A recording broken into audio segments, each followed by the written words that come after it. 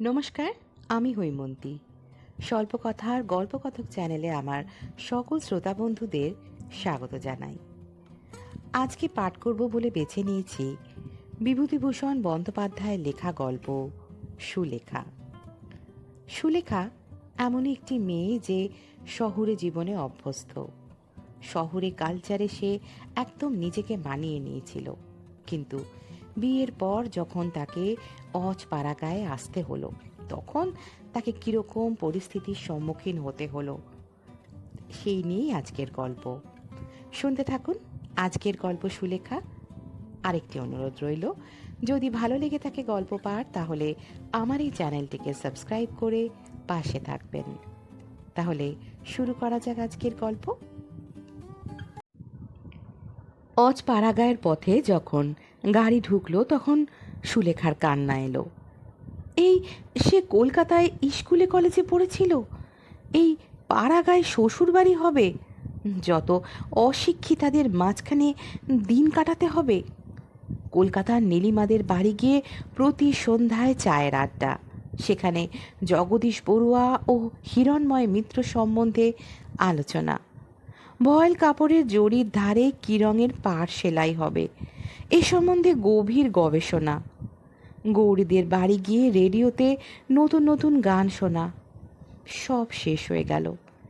গানের সে ভীষণ ভক্ত, ভালো গান শুনতে পেলে আর কিছু সে চায় না। এইসবের এই পরিণতি, এই জন্যে কাকা তাকে স্কুলে দিয়েছিলেন। না দিলেও পারতেন, আরও অল্প বয়সে বিয়ে দিলেও চলতো, তা চোখ ফোটবার আগেই। কথাটা সে কাউকে বলতেও পারলে না, বলতে পারলে বোঝা নেমে যেত অনেক। স্বামীকে তার পছন্দ হয়েছিল। স্বামী শ্যামবর্ণ, অল্প বয়স, বিয়ে পাশও করেছেন, কিন্তু হলে কি হবে, তিনি বিদেশে চাকরি করেন। গল্প গুজব করবার জন্য তাকে পাওয়া যাবে না সব সময়। অশিক্ষিতাদের মধ্যে অজপাড়াগাঁয়ে একা একাই দিন কাটাতে হবে। মরে যাবে সে। নীলিমা কত দূরে পড়ে রইল। ও এবার আইএ পাশ করবে। সামনে কত আনন্দ ভরা মুক্ত জীবন। সে আটকে গেল ক্ষুদ্র জলাশয়ের জলঝাঁঝির দামে। জীবনের গতি ওর বন্ধ হয়ে গেল। সন্ধ্যা হয়েছে। একটি জীর্ণ একতলা বাড়ির সামনে ওদের গাড়ি এসে পৌঁছল। কতগুলো প্রাচীনা, কতগুলো পাড়া গেয়ে বউ, তাদের চোখে মুখে না আছে বুদ্ধির দীপ্তি, না আছে অন্য কিছু। তারাই এসে সুলেখার চারিধারে ভিড় জমালে। কলকাতার বাসাতেই বৌভাত হয়ে গিয়েছিল, কোনো আচার অনুষ্ঠান বাকি ছিল না। থাকলে আরও বিরক্তিকর হয়ে উঠত ব্যাপারটা। স্বামীর ছুটি নেই, তিনি তাকে পৈতৃক বাড়িতে প্রাচীনাদের হাতে পৌঁছে দিয়েই সরে পড়লেন। মিলিটারি চাকরি, বিশেষ ছুটি ছাটা নেই, যদি সময় পান পুজোর সময় আসবেন বলে গেলেন। সমীর চলে গেল। সুলেখা কান্নায় ভেঙে পড়ল। একেবারে নিঃসঙ্গ হয়ে গেল সে। কিভাবে দিন কাটবে এখানে বুড়িদের মধ্যে, যারা বাইরের জগতের কোনো সংবাদ রাখে না, এমন তিনকাল গিয়ে এককালে ঠেকা দন্তহীন বুড়িদের মধ্যে। টাকা ছিল না কাকার, নতুবা শহরে বিবাহ হতো। যাক সে কথা, ছেলে দেখে বিয়ে দেওয়া। ছেলে সত্যিই ভালো, ভালো ছেলে, পাশ করা, স্বাস্থ্যবান। গ্রামের বাড়ি জীর্ণ বটে, কিন্তু বেশ বড়। অনেক নাকি জায়গা জমি আছে, প্রজাপত্তর আছে, আমবাগান, পুকুর, বাঁশঝাড় আছে। বনেদি সেকেলে গৃহস্থ। তবে ওই যা কথা, সেকেলে, একেবারে সেকেলে। শাশুড়ি সুলেখাকে দিয়েছেন এক ছড়া ভারী সেকেলে মুরকিমালা হার, দিয়ে বলেছিলেন, বৌমা, বড় পয়মন্ত জিনিসটা। আমার শাশুড়ি আমাকে এই হার দিয়ে আশীর্বাদ করেছিলেন, আমি তোমাকে দিলাম, আবার তুমি আবার দিও তোমার ছেলের বউকে। জন্মইও স্ত্রী হও। তোমার মাথায় যত চুল আছে ততদিন সমীর বেঁচে থাকুক। সুলেখা শাশুড়ির পায়ের ধুলো নিয়ে প্রণাম করলে। হাড় ছড়াটা ভারী বটে, কিন্তু একালে উহার কেউ পড়ে? গৌরী কি ভাববে? কলেজের অনুদি কি ভাববে যদি ও আজ মুড়কিমালা হার গলায় দিয়ে কলকাতায় গিয়ে হাজির হয়? দিন 5-6 কেটে গেল। সুলেখাকে ভোরে উঠে কাজকর্মে বড় যা নীরদাকে সাহায্য করতে হয়। অবশ্যই নতুন বউ বলে এখনো কাজের ভার তেমন ঘাড়ে চাপেনি, কিন্তু নীরদাকে দিয়ে সে বুঝতে পারে এই সংসারে পুরনো বউ হয়ে গেলে কী ধরনের খাটুনিটা আশা করা যায়। নীরদা উদয়াস্ত খাটে, টিন টিন ধান সেদ্ধ করে, বোঝা বোঝা ঘাড় কাছে, খই মুড়ি ভাজে, দুবেলা রান্না করতে আসে। এখন ওরা একবেলার ভার সুলেখার ওপর চাপিয়ে দিতে চেষ্টায় আছে বোধহয়। নিতান্ত চক্ষু লজ্জায় বলছে না। সুলেখা রাঁধতে জানে না যে তা নয়, কিন্তু গেঁয়ো রান্না, চচ্চড়ি, শুক্তনি, মোচার ঘণ্ট, ঝালের ঝোল, বড়ির টক, এসব সে রাঁধতে জানে না। তাছাড়া ভালোও লাগে না এসব তার। এভাবে জীবন নষ্ট করার কি মানে হয়? সুলেখা সুন্দরী মেয়ে, কলেজের থিয়েটারে গতবার মালিনীর পার্ট নিয়েছিল। সুশ্রী চেহারার জন্য আর চমৎকার গানের গলার জন্য যা মানিয়েছিল ওকে। গৌরীর মা টিস্যু শাড়ি পরিয়ে সোনার গহনা দিয়ে কপালে অলকা তিলকা এঁকে ওকে নিজের হাতে সাজিয়ে দিলেন। ইংরেজি অধ্যাপিকা তরুণী উষাদি গ্রিন রুমে এসে ওকে কিভাবে অভিনন্দিত করলেন। এসব কথা তো 8 বছর রবীন্দ্র জন্মোৎসবের দিনের। আজ মনে হচ্ছে কত কাল সেসব দিন শেষ হয়ে গেল। এর চেয়ে তার নাই বা বিয়ে হতো, থাকতো সে উষাদির মতো, নলিনীদির মতো, মিস সেনের মতো, মিস বিধুবালা গাঙ্গুলির মতো অবিবাহিতা, হাতে ভ্যানিটি ব্যাগ ঝুলিয়ে, ছোট ছাতা হাতে ট্রাম ধরতে ছুটত বেলা 10:30টায়। যেখানে খুশি তুমি যাও, সিনেমা দেখো, নাচ গানে জলসা দেখো, ফার্স্ট ক্লাসে নিউ এম্পায়ারে। কি মজা! সকালবেলা ওর বড়জা এসে বললে, রাঙা বউ, এক কাজ করতে হবে যে। সুলেখা বললে, কি দিদি? কলাইয়ের ডাল নষ্ট হয়ে যাচ্ছে, এগুলো ছাদে নিয়ে গিয়ে রোদে দাও, তারপর বেলা পড়লে ঝেড়ে তুলতে হবে, বুঝলে? বেশ। পারবে তো? করিনি কখনো, তবে চেষ্টা করি। সুলেখা ডাল ছাদে দিয়ে এসেছে, তারপর আর ডালের কথা ওর মনে নেই। দুপুরে আহারের পরে একটু শোভা মাত্র ওর ঘুম এসেছে। বেলা 2টার সময় কালো ভোমরার মতো মেঘ করে নেমেছে ঝমঝম বৃষ্টি। ও অঘরে ঘুমোচ্ছে তখন। ঘুম যখন ভেঙেছে তখনও সমানে বৃষ্টি হচ্ছে। শ্রাবণ মাসের বৃষ্টি খানা ডোবা ভর্তি করে ফেলেছে 2 ঘন্টার মধ্যে। সুলেখা উঠে চোখ মুছতে মুছতে জানলা দিয়ে দেখে অবাক হয়ে গেল। বৃষ্টির এমন রূপ সে শহরে দেখেনি কখনো। বকুল গাছের গুড়িটা কালো দেখাচ্ছে বৃষ্টির ধারায়, ছাতারে পাখিগুলো অঘরে ভিজছে। এ যেন রবীন্দ্রনাথের সেই কবিতার কথা মনে এনে দেয়। এদের কোনো ব্যবস্থা নেই, এই সময় খেতে হয় গরম গরম চা। সে নতুন বউ, চা তৈরি করতে যেতে পারে না, কিন্তু কারো কি সেদিকে দৃষ্টি আছে? না কেউ কিছু বোঝে? ও মা গো, ওদের বাড়ির বুড়িটা কি করে ভিজছে এই জলে নারকোল পাতা কুড়োতে! পাড়া গেয়েদের কাণ্ডই আলাদা। এমন সময় ওর যা ঘরে ঢুকে বললে, রাঙাবু, ডালগুলো তুলেছিলে ছাদ থেকে? সর্বনাশ, সে কথা একদম মনে নেই সুলেখার। লজ্জায় তার সুন্দর মুখ লাল হয়ে উঠল। অপ্রতিভ সুরে বলল, ওই যা, সে কথা মনে নেই দিদি, এক্ষুনি আমি যাচ্ছি ছাদে। লজ্জায় সুলেখার মনে হচ্ছিল যে মাথা কুটে মরে। এসব অশিক্ষিতাদের দল তাকে কীরকম আনাড়ি না মনে করছে। তাকে স্মার্ট বলে সবাই জানতো কলেজে। সুলেখা ধর্মর করে উঠে ছুট দিল ছাদের দিকে। ওর যা সস্নেহে ওর দিকে চেয়ে বললে, ছুটতে হবে না রাঙা বউ, বসো বসো। বসবো কি দিদি? ডাল যে ভিজে নষ্ট হয়ে গেল। সে কি এখনো ছাদে আছে ভাই? তুমি ঘুমোচ্ছিলে যখন বৃষ্টি এলো, সে আমি তুলে আনলুম যে।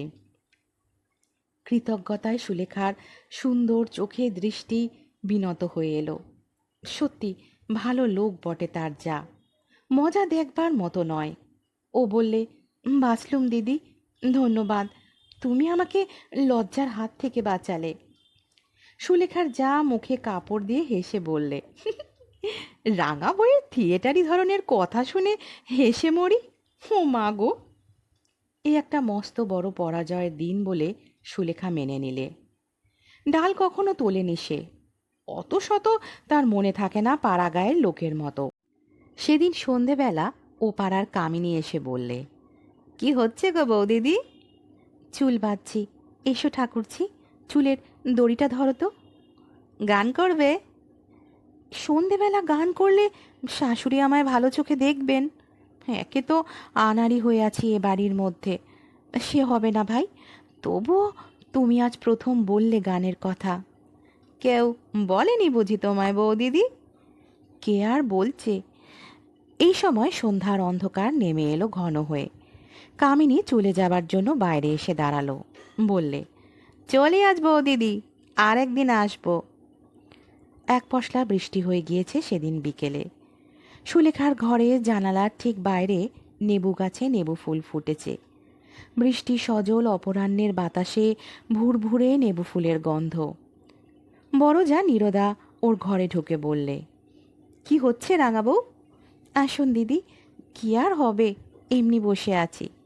রান্নাঘরে চলো, দুটো ডাল ভাজবো, তুমি বসে বসে কুলোয় ঝাড়বে। আচ্ছা দিদি, সব সময় এসব কাজ তোমাদের ভালো লাগে? একটু অন্য রকমের কাজ, একটু ভালো কাজ।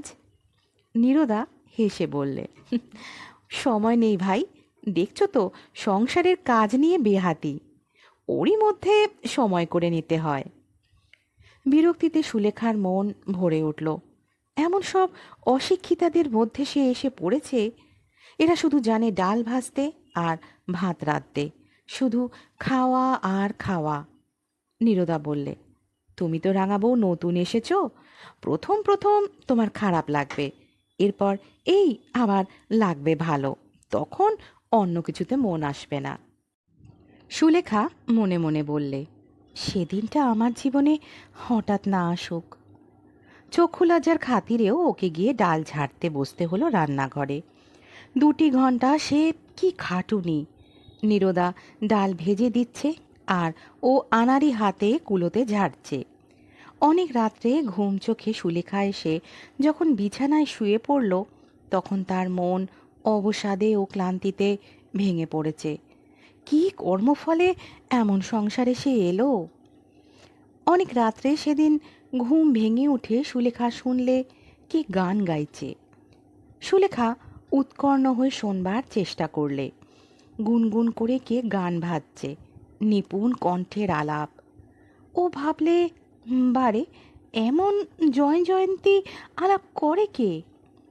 সুলেখা নিজে গায়িকা, সে বুঝলে যে এই গুনগুন সুরে আলাপ করছে সে নিদারুণ গায়িকা। সুলেখা অমন আলাপ করতে পারলে নিজেকে ওস্তাদ মনে করত, কিন্তু এ কি সম্ভব? এখানে কে গান গাইবে এমন? সুলেখা আরও শোনবার জন্য বাইরে এসে দাঁড়ালো। সেই সময় গানও হঠাৎ বন্ধ হয়ে গেল। যে গাইছিল সে অন্যমনস্কভাবেই এক টুকরো গান অল্প সময়ের জন্যে গাইছিল, ঠিক গান গাইবার জন্যে নয়। সুলেখা ঘুম ও বিস্ময় জড়িত চোখে এসে শুয়ে পড়ল। সকালে উঠে এ ঘটনার কথা ওর মনে ছিল না, কিন্তু একটু বেলা বাড়লেই মনে এলো রাত্রের সেই অস্পষ্ট জয়ন্তীর সুর। তখনই সে মন থেকে ঝেড়ে ফেলে দিলে সমস্ত ঘটনাটা। স্বপ্নের ব্যাপার হয়তো সমস্তটা। গ্রামের ওপাড়ায় সুলেখা কখনো যায়নি। এবার একদিন ওপাড়া থেকে কয়েকটি মেয়ে ওকে নিমন্ত্রণ করে নিয়ে গেল। তারা সকলেই এক বাক্যে সুলেখার রূপের প্রশংসা করলে। চা খেতে বসে রান্না বান্নার গল্প করলে। এরা চোখ থাকতে অন্ধ নাকি? এমন যে সুন্দর লাইলাক রঙের জরিপার শাড়ি পরে আছে সুলেখা, তার দিকে কারো চোখ গেল না। কেউ বললে না সে কথা, না বললে বিখ্যাত ছবি মায়ামুকুর সম্বন্ধে একটি বাক্যে। সুলেখা ওদের কাছে মায়ামুকুরের গল্পটা করেছে, ওর সব গানগুলি সে গাইতে পারে এ কথাও জানিয়ে দিয়েছে। অথচ গান গাইতে বললেও না তাকে কেউ। হিরণময় মিত্রের গান সবগুলো। কে জানে না হিরণময় মিত্রকে, তার সুকণ্ঠকে। সুলেখার ইচ্ছে হলো এই মূঢ় অশিক্ষিতা মেয়েগুলোর সামনে একবার হারমোনিয়ামটা টেনে নিয়ে চাঁদের দেশের রাজকুমারীর কিংবা এবার ফাল্গুন এলে এসো এসোর অপূর্ব সুরপুঞ্জে ঘর ভরিয়ে দেয়। কারণ যে বাড়িতে ওকে নিয়ে গিয়েছিল একটা ভাঙা হারমোনিয়াম ছিল সে বাড়িতে। একটা 11-12 বছরের ছোট মেয়ে বেসুরো একটা সেকেলে শ্যামাসঙ্গীতও গেয়েছিল, বোধহয় তাকেই বিশেষ করে শোনাবার জন্যেই। এই গ্রামে কেউ বোধহয় খবর রাখে না যে সে একজন গায়িকা।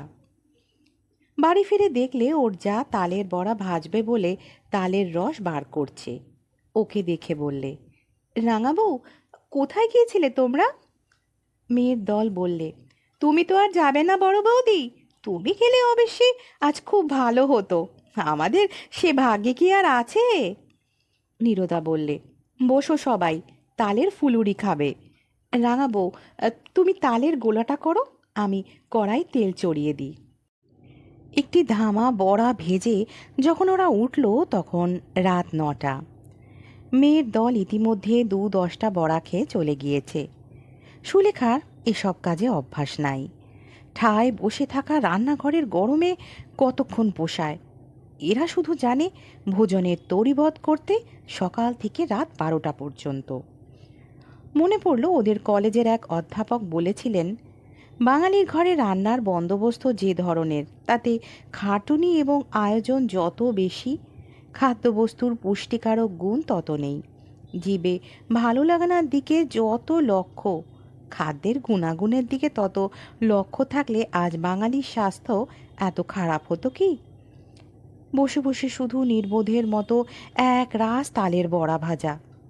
ওর বড় যা রান্নাঘরে বসে ওকে বললে, রাঙাবউ, আমার ঘর থেকে গামছাখানা নিয়ে এসো না ভাই, গা ধুয়ে নি কুয়োতলা থেকে, বড্ড গরম লাগছে বড়া ভেজে। সুলেখা বললে, আলো আছে তোমার ঘরে? নেই, হ্যারিকেনটা নিয়ে যাও ভাই। বড় যার ঘরে ঢুকে গামছা খুঁজতে গিয়ে সুলেখার চোখে পড়ল একটা জিনিস। ঘরের ছোট্ট টেবিলটার ওপরে একখানা খাম পড়ে আছে, অল ইন্ডিয়া রেডিও ছাপা আছে তার ওপরে।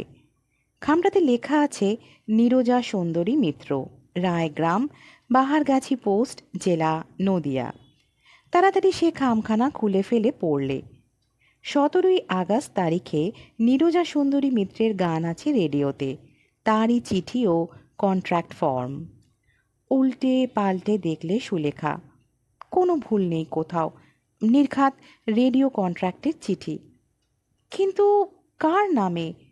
নীরজা সুন্দরী মিত্র কে? একটা অস্পষ্ট সন্দেহ ওর মনে জাগল। তাই যদি হয়? তখনই সে রান্নাঘরে ছুটে এসে চিঠিখানা দেখিয়ে বললে, এ কার চিঠি দিদি? নীরজা সুন্দরী কে? ওর যা তাচ্ছিল্যের হাসি হেসে বললে, আরে দূর, তো আবার তুমি দেখতে গিয়েছো? আমারই নাম। নীরজা থেকে পাড়াগায় সবাই বলে নীরদা। কিন্তু মিত্র কেন? ঘোষ হবে তো। বিয়ের আগের নামটাই চলে আসছে রেডিও আপিসে, ওরা আর বদলায়নি। ও কিছু নয় ভাই, রেখে দে। ঠাকুরপোকে বারণ করে দিয়েছিলাম, নতুন বউকে এই কথা বলো না, আমার লজ্জা করে। তাছাড়া আমার দাদার বারণ ছিল, শ্বশুরবাড়ি গ্রামে এসব কথা জানালে কে কি বলবে। দাদা আমাকে গান শিখিয়েছিলেন কি না। হিরণময় মিত্র নাম শুনেছ বোধ হয়? বিখ্যাত গায়ক হিরণময় মিত্রের ছোট বোন ও শিষ্যা সুগায়িকা নীরজা সুন্দরী মিত্র তার সামনে বসে তালের বড়া ভাজছে। সুলেখা শ্রদ্ধায় ও স্নেহে নিজের আঁচল দিয়ে বড়জার মুখ মুছে দিতে দিতে বললে, একদিন দিদি জয় জয়ন্তী ভাজছিলেন, তাহলে আপনি অনেক রাতে ঘুমের ঘোরে শুনে সেদিন পায়ের ধুলো দিন, তখন আমি ধারণাই করতে পারিনি। এতদিন বলা আপনার উচিত ছিল আমাকে। আমি কি করে জানবো?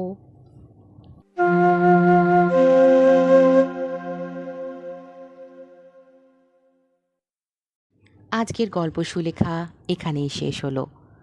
সত্যি, প্রকৃতই যারা গুণী তাদের সকলের সামনে নিজের গুণ জাহির করতে হয় না, সঠিক সময় তা সকলের চোখের সামনে এসে ধরা দেয়। আজকের গল্প আপনাদের কেমন লাগলো কমেন্ট বক্সে কিন্তু একটু আপনারা জানাতে পারেন, কারণ আপনাদের কমেন্ট আমাকে আমার কাজে উৎসাহিত করে। আর যদি ভালো লেগে থাকে তাহলে গল্পটিকে লাইক করবেন, আপনাদের আত্মীয় পরিজন বন্ধুবান্ধবের মধ্যে শেয়ার করবেন এবং আমার এই চ্যানেলটিকে সাবস্ক্রাইব করে পাশে থাকবেন। আজকের মতো এখানেই বিদায় নেব। ফিরে আসবো আবারও একটি নতুন স্বাদের গল্প নিয়ে। ভালো থাকবেন, সুস্থ থাকবেন।